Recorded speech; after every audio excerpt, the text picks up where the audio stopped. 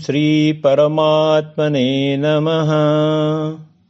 श्रीमद्भगवद्गीता अध्याय 1 श्लोक 2।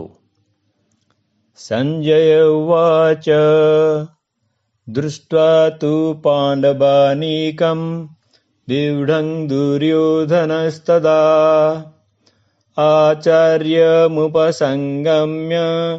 राजा वचनमब्रवीत्। संजय ने कहा, हे राजन, पांडवों की सेना की व्यूह रचना का अवलोकन कर राजा दुर्योधन अपने गुरु द्रोणाचार्य के पास जाकर इस प्रकार बोले। धृतराष्ट्र इस बात की पुष्टि करना चाहता था कि क्या उसके पुत्र अब भी युद्ध करने के उत्तरदायित्व का निर्वहन करेंगे। संजय धृतराष्ट्र के इस प्रश्न के तात्पर्य को समझ गया और उसने ऐसा कहकर कि पांडवों की सेना व्यूह रचना कर युद्ध करने को तैयार हैं, यह पुष्टि की कि युद्ध अवश्य होगा। फिर उसके पश्चात उसने वार्ता का विषय बदलते हुए यह बताया कि दुर्योधन क्या कर रहा था। धृतराष्ट्र का ज्येष्ठ पुत्र दुर्योधन निर्दयी और दुष्ट प्रवृत्ति का था। धृतराष्ट्र के जन्मांध होने के कारण व्यावहारिक रूप से हस्तिनापुर के शासन की बागडोर दुर्योधन के हाथों में थी। वह पांडवों के साथ अत्यधिक ईर्ष्या करता था और कठोरता से उनका दमन करना चाहता था ताकि वह हस्तिनापुर पर निर्विरोध शासन कर सके। उसने यह कल्पना की थी कि पांडव कभी भी इतनी विशाल सेना एकत्रित नहीं कर सकते जो उसकी सेना का सामना कर सके, किंतु अपने आकलन के विपरीत पांडवों की विशाल सेना को देखकर दुर्योधन व्याकुल और हतोत्साहित हो गया। ऐसे में दुर्योधन का अपने गुरु द्रोणाचार्य के पास जाना यह दर्शाता है कि वह युद्ध के परिणाम के संबंध में भयभीत था। वह द्रोणाचार्य के प्रति अपना आदर प्रकट करने का ढोंग करते हुए उनके पास गया, किंतु वास्तव में वह अपनी चिंता को कम करना चाहता था। इसलिए उसने अगले श्लोक से लेकर आगे के 9 श्लोकों में इस प्रकार से कहा। ओम श्री परमात्मने नमः। श्रीमद्भगवद्गीता अध्याय 1 श्लोक 3। पश्येतां पाण्डुपुत्राणां आचार्य महतिं चमूं व्यूढां द्रुपदपुत्रेण तव शिष्येण धीमता। दुर्योधन ने कहा, पूज्य आचार्य, पांडुपुत्रों की विशाल सेना का अवलोकन करें, जिसे आपके द्वारा प्रशिक्षित बुद्धिमान शिष्य द्रुपद के पुत्र ने कुशलतापूर्वक युद्ध करने के लिए सुव्यवस्थित किया है। दुर्योधन एक कुशल कूटनीतिज्ञ के रूप में अपने सेनापति गुरु द्रोणाचार्य द्वारा अतीत में की गई भूल को इंगित करना चाहता था। द्रोणाचार्य का राजा द्रुपद के साथ किसी विषय पर राजनैतिक विवाद था। उस विवाद के कारण क्रोधित होकर द्रुपद ने प्रतिशोध की भावना से यज्ञ किया और यह वरदान प्राप्त किया कि उसे ऐसे पुत्र की प्राप्ति होगी जो द्रोणाचार्य का वध करने में समर्थ होगा। इस वरदान के फलस्वरूप उसका धृष्टद्युम्न के नाम से पुत्र हुआ। यद्यपि द्रोणाचार्य धृष्टद्युम्न के जन्म का रहस्य जानते थे, किंतु जब द्रुपद ने अपने पुत्र धृष्टद्युम्न को सैन्य कौशल की विद्या प्रदान करने के लिए द्रोणाचार्य को सौंपा, तब उदारचित्त द्रोणाचार्य ने धृष्टद्युम्न को सैन्य युद्ध की विद्या में निपुण बनाने के कोई संकोच और भेदभाव नहीं किया। अब धृष्टद्युम्न पांडवों के पक्ष से उनकी सेना के महानायक के रूप में उनकी सेना की व्यूह रचना कर रहा था।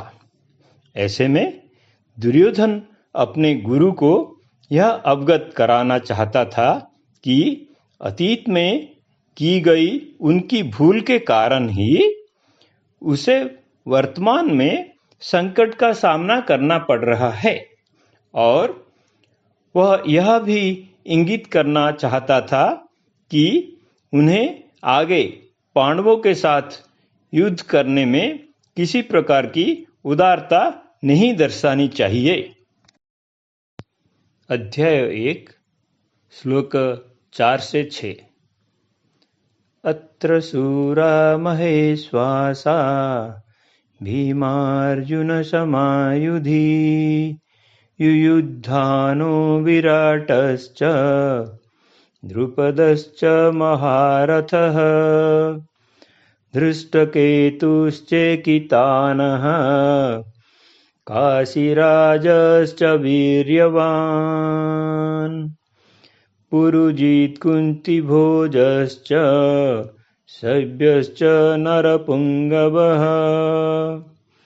युधामन्युश्च विक्रन्त उत्तमौजाश्च वीर्यवान् सौभद्रो द्रौपदयाश्च सर्व एव महारथा। यहाँ इस सेना में भीम और अर्जुन के समान बलशाली युद्ध करने वाले महारथी युयुधान, विराट और द्रुपद जैसे अनेक शूरवीर धनुर्धर हैं। यहाँ पर इनके साथ धृष्टकेतु, चेकितान, काशी के पराक्रमी राजा काशीराज, पुरुजित, कुंतीभोज और शैब्य सभी महान सेना नायक हैं।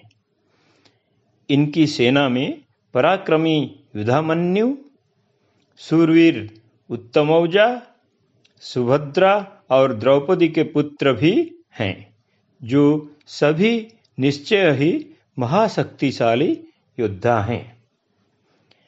संकट के भय से दुर्योधन को पांडवों की सेना वास्तविकता से अपेक्षाकृत अधिक विशाल प्रतीत होने लगी।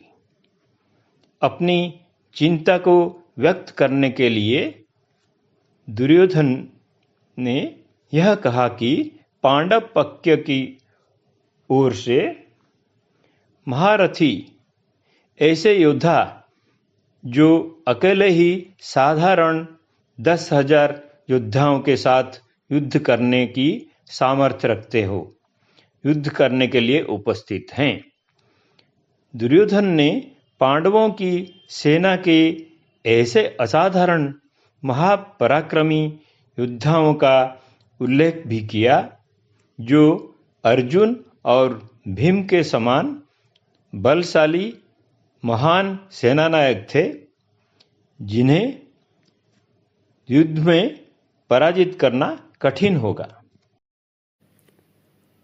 अस्मकं तु विशिष्टाये तान्निबोध द्विजोत्तमा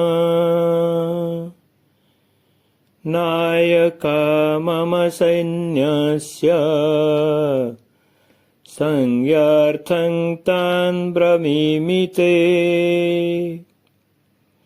हे ब्राह्मण श्रेष्ठ, हमारे पक्ष के और उनके सेना नायकों के संबंध में भी सुनिए, जो सेना की संचालित करने में विशेष रूप से निपुण हैं।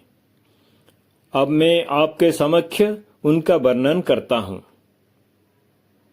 यहाँ कौरव सेना के प्रधान सेनापति द्रोणाचार्य को दुर्योधन ने द्विजोत्तम अर्थात ब्राह्मणों में सर्वश्रेष्ठ कहकर संबोधित किया।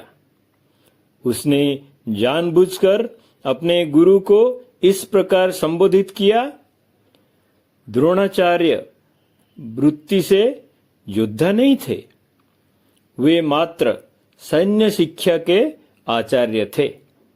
एक कपटी नायक के रूप में दुर्योधन अपने मन में अपने गुरु की निष्ठा पर निर्लजता पूर्वक संदेह कर रहा था। दुर्योधन के शब्दों में छिपा अर्थ यह था कि यदि द्रोणाचार्य पराक्रम से युद्ध नहीं लड़ते तो उन्हें मात्र एक ब्राह्मण ही माना जाएगा, जिसकी रुचि दुर्योधन के राज्य में केवल उत्तम जीविका अर्जित करने और सुख सुविधाएं भोगने की होगी। ऐसा कहकर अब दुर्योधन अपना और अपने गुरु के मनोबल को बढ़ाना चाहता था और इसलिए वो अपनी सेना के महासेना नायकों की गणना करने लगा।